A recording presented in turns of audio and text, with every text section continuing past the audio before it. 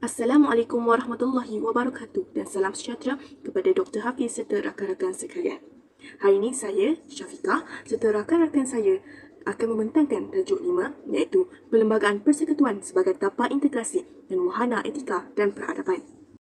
Ini adalah ahli kumpulan 5, saya, Syafiqah, Adira, Wang, Atika, Hazani, Dina, Amilina, Kau, Hanan dan juga Husnina. Konsep tapak integrasi. Tapak integrasi ialah sebuah rang abstrak dan rang nyata di mana pelbagai pihak yang berbeza etika dan peradaban bertemu dan berikhtiar mencari persetujuan secara aman dan harmonis tanpa keganasan.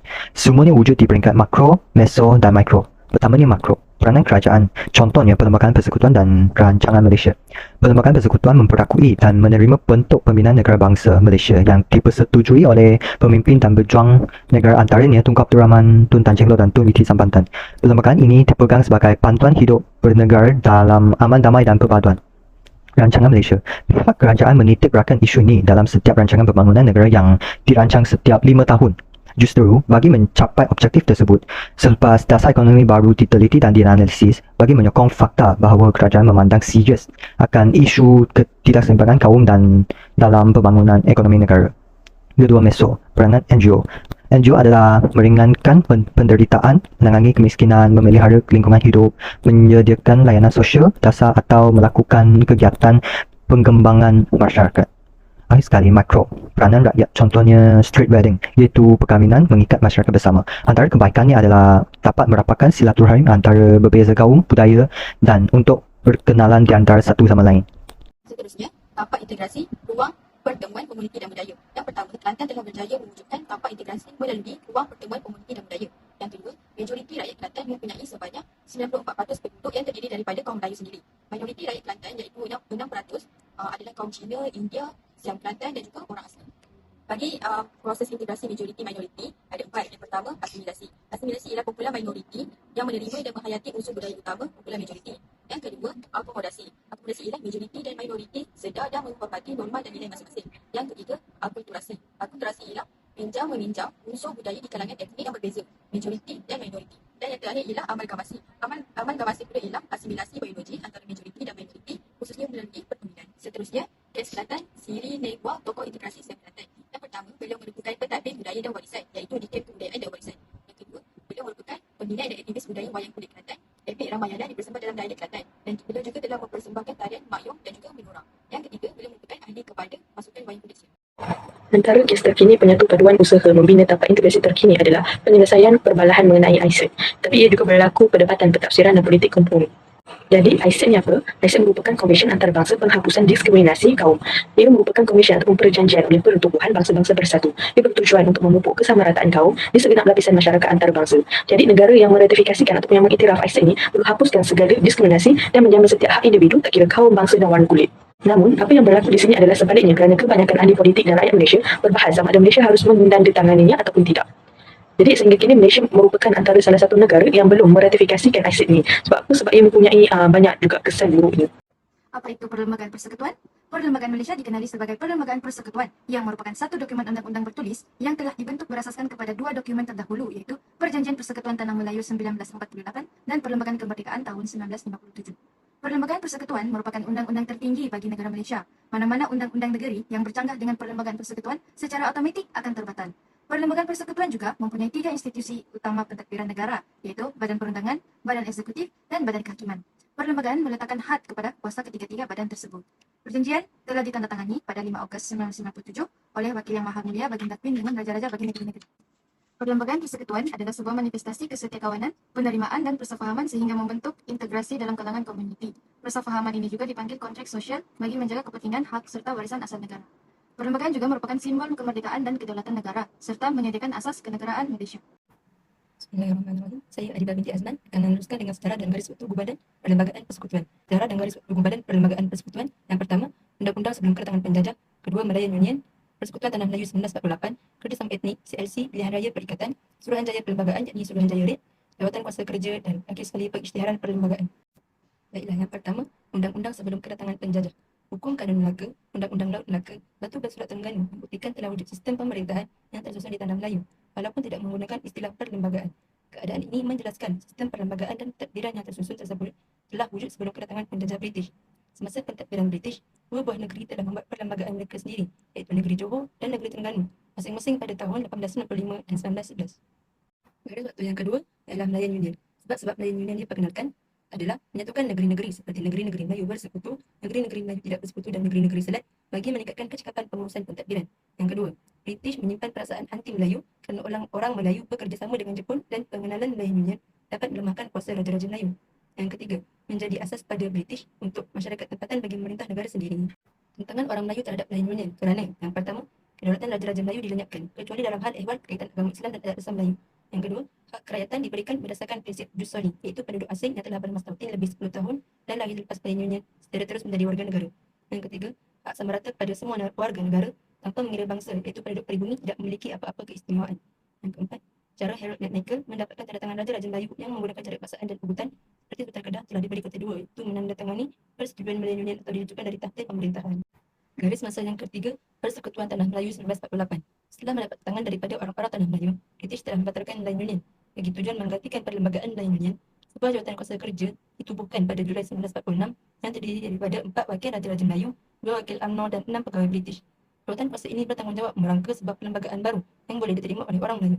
British menumbuhkan jawatan kuasa perundingan pada Disember 1947 yang terdiri daripada orang Eropah, China dan India dengan tujuan untuk mendapatkan pandangan orang bukan Melayu mengenai perlembagaan Persekutuan Tanah Melayu. Assalamualaikum warahmatullahi wabarakatuh. Kerjasama antara etnik ke arah kemerdekaan. Banyak etnik yang terdiri daripada Pertubuhan Jawatan Kuasa Gabungan Masyarakat 1949 CLC yang sudah berusaha dalam menyelesaikan masalah terutamanya yang bersangkut paut dengan perlembagaan politik dan ekonomi. Jawatan kuasa ini berfungsi untuk membincangkan berbagai isu kewarganegaraan dan kedudukan khas, special position orang Melayu dan juga dasar pendidikan. Antara tokoh-tokoh yang anggota jawatan kuasa ini Datuk bin Jaafar, Datuk Abdul Wahab Abdul Aziz dan Tan Cheng Lock, Sisita. Suruhanjaya Perlembagaan Suruhanjaya RIP. Suruhanjaya Perlembagaan adalah Suruhanjaya bebas di mana perubahannya telah diperkenalkan oleh Baginda Ratu dan Raja-Raja Melayu bagi merangkul perlembagaan kepada Persekutuan Tanah Melayu yang merdeka. Suruhanjaya ini juga dikenali sempena nama pengurusi seorang hakim Mahkamah Raya England, Lord William Reid. Terdiri daripada 4 para ilmuwan dalam bidang perlembagaan, Sir Ivo Jamie UK, Sir William Maker Australia, Hakim H. Malik India dan Hakim Abdul Hamid Pakistan. Pilihan Raya Umum 1955. Pilihan Raya Umum yang pertama bagi Persekutuan Tanah Melayu adalah Pilihan Raya Umum 1955. Pilihan Raya Umum ini beri kesan yang cukup besar bagi hubungan etnik di Malaysia. Hal ini sebab terjadinya kerjasama dan toleransi yang cukup kuat antara orang Melayu dan bukan Melayu lagi-lagi yang berkaitan dengan pembahagian kursi pilihan raya. Perdana Menteri yang pertama iaitu Tunku Abdul Rahman membentuk kabinet yang terdiri daripada komposisi pilihan kaum iaitu 6 orang Melayu, 3 orang Cina dan seorang India. Ini menunjukkan kerjasama yang elok iaitu dengan terbentuknya pelantikan 3 orang Cina dan seorang India untuk memberikan keseimbangan etnik yang betul diterima dalam majlis perundangan persekutuan. Komposisi kabinet pertama ini menunjukkan bagaimana tapak integrasi. Assalamualaikum warahmatullahi wabarakatuh. Saya Amina dan saya akan membentangkan tentang 8 kerangka asas perlembagaan persekutuan. Terdapat 8 perkara yang terkandung dalam perlembagaan persekutuan, iaitu yang pertama ialah negara persekutuan, yang kedua ialah Islam sebagai agama persekutuan, yang ketiga perlembagaan undang-undang tertinggi, keempat ialah ilmu warisan, yang kelima ialah kewarganegaraan yang sama, perkara yang keenam pula ialah kebebasan asasi, perkara yang ketujuh pula ialah tundaan perlembagaan dan akhir sekali ialah perkara tak berhenti yang darurat. Saya akan menerangkan dengan lebih lanjut tentang 8 perkara dan kerangka asas perlembagaan persekutuan ini dalam pembentangan yang berikut ini. Perkara yang pertama ialah negara persekutuan. Negara persekutuan ialah pengaturan beberapa buah negeri yang mempunyai sebuah kerajaan persekutuan serta beberapa buah kerajaan negeri. Kerajaan ini menjalankan tugas mengikut kuasa yang diperuntukkan dalam perlembagaan Malaysia. Antara ciri umum negara persekutuan ialah yang pertama ialah negara persekutuan mempunyai perlembagaan yang bertulis. Negara persekutuan juga mempunyai mahkamah paling tinggi yang mentadbir perlembagaan. Yang ketiga ialah negara persekutuan mengamalkan perselisihan kedaulatan dan layanan yang diberikan adalah secara sama rata antara negeri. Dan akhir sekali ialah negeri-negeri diberi kuasa autonomi sebagaimana yang telah dipersetujui.